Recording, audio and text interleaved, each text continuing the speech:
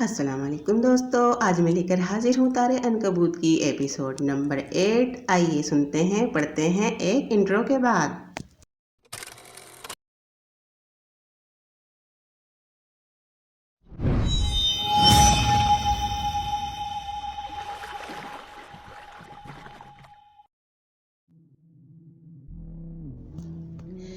कुछ सोई जागी सी कैफियत थी और इस कैफियत में वो बस एक ही चेहरा देख रही थी।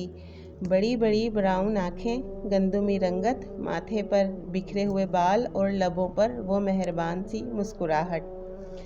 पास डायरी खुली पड़ी थी जिस पर एक शेर लिखा था, तेरी याद में गुम रहते हैं बादल, गीत, हवा और मैं। तारों से बातें करते हैं बादल, गीत, हवा और मैं। कदमों की जंजीर बने हैं तेरी आँखें और मुस्कान। सुख की आस में दुख सहते हैं बादल, गीत, हवा और मैं। वो इन्हीं ख्यालों में गुम थी कि अचानक शरारती टोला शोर मचाता हुआ आ धमका, बाजी बाजी उठो भी, ये कौन सा टाइम है सोने का। सबने मिलकर जैसे उसे झंझोड़ ही डाला। आंखें खोलते ही वो चेहरा यकायक नज़रों से ओझल हो गया। सामने जिमल, शेरीना और सोफिया बैठी थीं। आराम भी नहीं करने देती तुम लोग, हर वक्त शोर शोर शोर, वो उठते हुए बोली। फिर तीनों पर एक नज़र डालकर मुस्कुराते हुए कहने लगी, बादशाह सलामत, इबाद साहब की 2 शहजादियाँ और कहाँ हैं। मोमल चाय बना रही है और आपकी इत्तिला के लिए अर्ज़ है कि अम्मी भी आ गई हैं। शज़ा उनके पास है और ज़रा बाहर निकलकर तो देखें कैसा गज़ब का मौसम है, लगता है आज ज़ोर की बारिश होगी।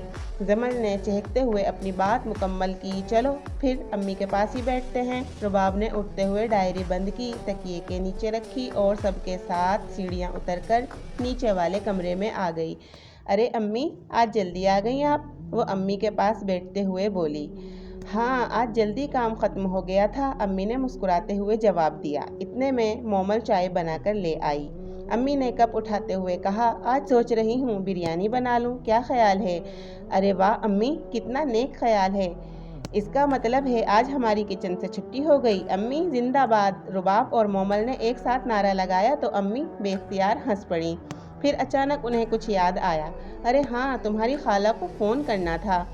फ़ोन, ये सुनते ही रुबाब का दिल बेइख्तियार तेज़ धड़कने लगा। अम्मी ने चाय का घूंट लेते हुए कहा, उन्हें कहना इस संडे आ जाएं, मेरी छुट्टी होगी। और हाँ, जा ही रही हो तो कुछ मसाले वगैरह भी लेती आना। ये कहते हुए उन्होंने पर्स से पैसे निकालकर उसके हाथ में रख दिए। जल्दी आ जाना, ये कहकर वो किचन की तरफ बढ़ गईं। रुबाब और मोमल तैयार होकर घर से निकल आईं। रास्ते में मोमल ने पूछा, बाजी पहले सामान ले लें या फ़ोन कर लें।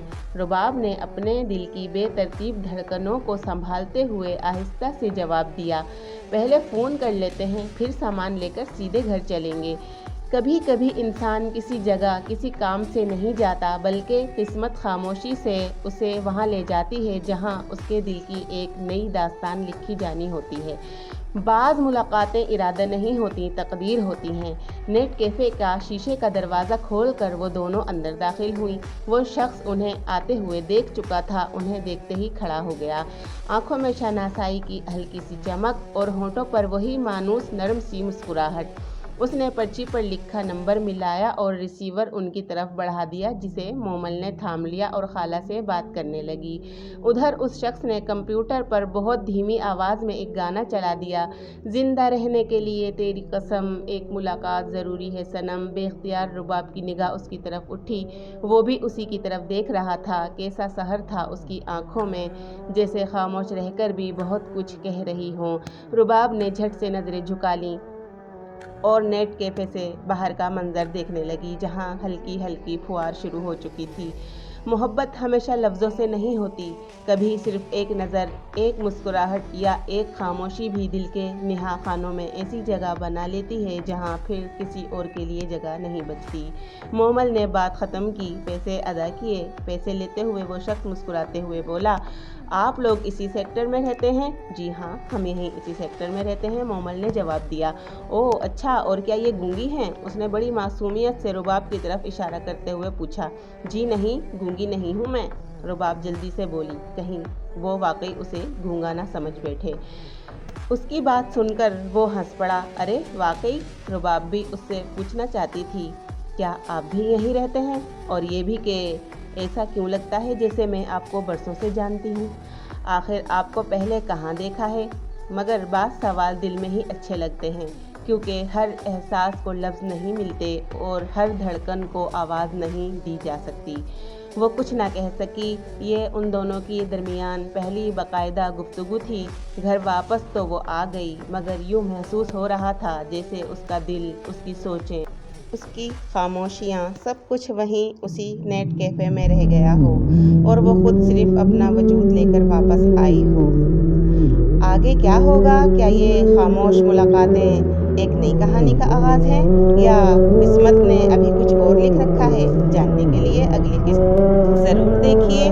لائک، شیئر، کمنٹ اور سبسکرائب کر